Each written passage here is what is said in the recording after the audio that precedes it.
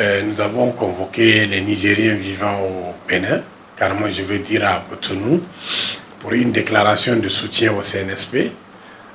Vous êtes sans savoir de la situation qui prévaut aujourd'hui au Niger. Donc c'est dans ce cadre-là que j'ai convoqué les Nigériens pour écouter la déclaration qu'on a à leur transmettre. Ce qu'il fallait retenir dans tout ça, c'est que c'est pour motiver les gens, c'est-à-dire les encourager et faire aussi des prières pour le pays. Parce qu'aujourd'hui, nous savons le problème que vit le Niger actuellement, c'est très difficile. Très difficile, cependant, depuis le coup d'État, depuis le 26 juillet jusqu'à présent, nous sommes toujours confrontés à des petits problèmes chaque fois et que, bon, on ne sait pas, disons, la CEDEAO, l'UEMOA cherche toujours à nous asphyxier jusque-là. Donc, il faut vraiment appeler les gens à ce qu'ils puissent tenir, parce que ça, c'est un combat, donc il faut vraiment tenir à ce combat-là. Eh bien, même si on a faim, tu sais que l'indépendance ou bien la paix ne se donne pas, ça s'arrache. Je comprends. Donc il faut pas se laisser piétiner. Donc vraiment, il faut que les Nigériens soient tous unis. C'est pour l'unicité de tous les Nigériens. C'est ça même qui a motivé cette déclaration et c'est ce qui a permis que j'ai pu convoquer tous ces Nigériens là que vous avez vus. Quand on parle de nos deux peuples n'ont pas de problème. Nous sommes des peuples frères. Donc c'est les États.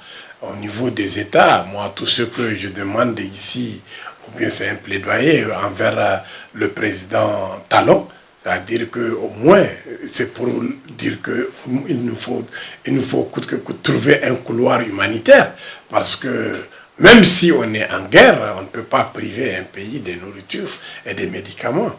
Parce que le couloir humanitaire, je pense que ça, là, au moins, ça doit être passé. Parce que, vu les camions qui sont garés à Mananville et tout le long du corridor, vraiment, quand on les voit, c'est vraiment piteux. Donc, c'est pourquoi nous sollicitons une nouvelle fois encore le président Talon de faire peut-être une grâce ou bien quelque chose comme ça, vraiment pour qu'on trouve un couloir humanitaire, pour faire passer les marchandises. Parce qu'aujourd'hui, c'est les deux peuples qui souffrent en réalité de part et d'autre. C'est-à-dire les Nigériens souffrent autant que les Béninois. Donc vraiment, tout ce qu'on peut dire, c'est le couloir humanitaire d'abord qui est vraiment primordial pour nous. Parce que nous avons eu à discuter beaucoup avec les autorités béninoises, mais jusqu'à présent, on n'a pas eu je dis qu'on n'a pas trouvé de solution jusqu'à présent. Bon, le retrait du Niger de l'IA, ce n'est qu'une sanction. Le Niger, ce n'est pas la première fois qu'il est retiré de l'IA. Je pense qu'il fut un temps là aussi, il est revenu. C'est-à-dire, c'est des sanctions, ça c'est des principes. C'est des principes que les organisations font. Donc l'UA a condamné le coup d'État, mais l'UA n'a pas autorisé une intervention militaire. Vous savez, chacun est soutenu dans son idéologie. C'est-à-dire qu'aujourd'hui, si tu veux être soutenu, il faut apporter des idées convaincantes. Mais quand tes idées ne sont pas convaincantes, je pense que personne ne va te soutenir. Aujourd'hui, quand les militaires là sont venus au pouvoir, ils nous ont expliqué exactement pourquoi ils sont là au pouvoir. Et c'est quelque chose que nous qui sommes les Nigériens, nous savons que c'est une réalité. Les gens parlent, dire que revenons, comment dirais-je, à la démocratie.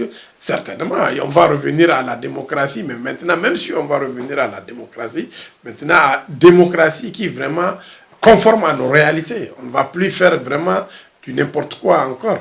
Parce que ce que j'appelle ça là, du n'importe quoi, on est en train de suivre vraiment les Occidentaux.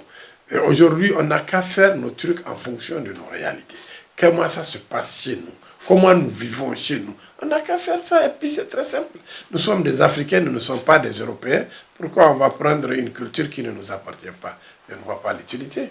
Oh, la CEDEAO, l'acharnement de la CEDEAO, ce n'est pas une CEDEAO des peuples. Parce qu'aujourd'hui, la CEDEAO, c'est la communauté économique des États de l'Afrique de l'Ouest. Maintenant, est-ce que le problème est un problème économique? Ou bien c'est un problème politique? Moi, je ne sais pas exactement qu'est-ce que la CEDEAO veut. Si aujourd'hui, la CEDEAO dit qu'il n'y aura pas de coup d'État dans les pays, mais les coups d'État, les coups d'État sont devenus du quotidien. Parce que quand dans ton pays, donc si ça ne va pas, si la CEDEAO dit qu'il n'y aura pas de coup d'État, cela veut dire qu'ils veulent installer une dictature dans les pays. Parce qu'une fois que la personne est élue, il ne va plus descendre. Parce qu'il a toujours le peuple derrière lui. Donc même si ça ne va pas, chez eux, c'est toujours ça va. C'est les Nigériens qui souffrent. C'est les Nigériens qui sont en train de soutenir leurs autorités. Mais le problème, il est où? Moi, je ne trouve pas de problème. Je ne trouve pas d'inconvénient dans ça. La CEDEAO n'a qu'à nous laisser tranquilles. La CEDEAO n'a qu'à nous laisser tranquilles. Et puis, ce n'est pas toute la CEDEAO. C'est certains pays qui sont en train de le faire, peut-être pour leur propre intérêt. Parce que ça, là, ce n'est pas l'intérêt de la CEDEAO. Tirer sur les peuples, vouloir aller en guerre contre les peuples de la CEDEAO. Mais ça, ce n'est pas le rôle de la CEDEAO. Le peuple que tu es censé protéger, et maintenant c'est toi-même qui vas contre ce peuple-là, pour tirer sur ce peuple. Le coup d'État a été fait sans effusion de sang. Et maintenant la CEDEAO, elle veut venir faire effusion de sang. Quelle est la balance? Je ne comprends plus rien. La dernière fois, on a tenu une réunion au port autonome de Cotonou par rapport aux conteneurs qui sont bloqués là-bas. Mais nous avons pensé que quand la réunion là va se tenir entre les commissionnaires agréés et les consignataires, on pensait qu'il y aura une sortie. Parce que si on ne pensait pas ça, on n'allait même pas se présenter là-bas. Or, eux, ils sont en train de dire que le port est congestionné. Ils ont plus de 7000 conteneurs dans le port. Donc, ils nous demandent qu'est-ce qu'il faut faire. C'est à nous de savoir ce qu'il faut faire. Ce qu'il faut faire, il faut ouvrir la frontière, tout simplement. Si eux n'ont pas de solution, on va leur donner la solution. C'est d'ouvrir le couloir humanitaire dont j'ai dit, et puis c'est fini. Qui va aller contre un couloir humanitaire? Personne.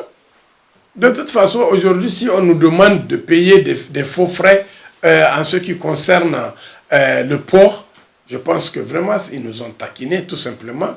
Ou bien, parce que ce n'est pas nous, de notre volonté, que nos conteneurs sont là-bas. Même nos camions qui sont en route sont bloqués. Nous voulons même maintenant chercher même un changement de destination pour ces conteneurs. Toujours en vain. On n'a pas trouvé. Donc on ne sait pas exactement. C'est pourquoi j'ai dit on demande vraiment au président de la République de nous trouver vraiment un couloir humanitaire pour que ces marchandises peuvent arriver à destination.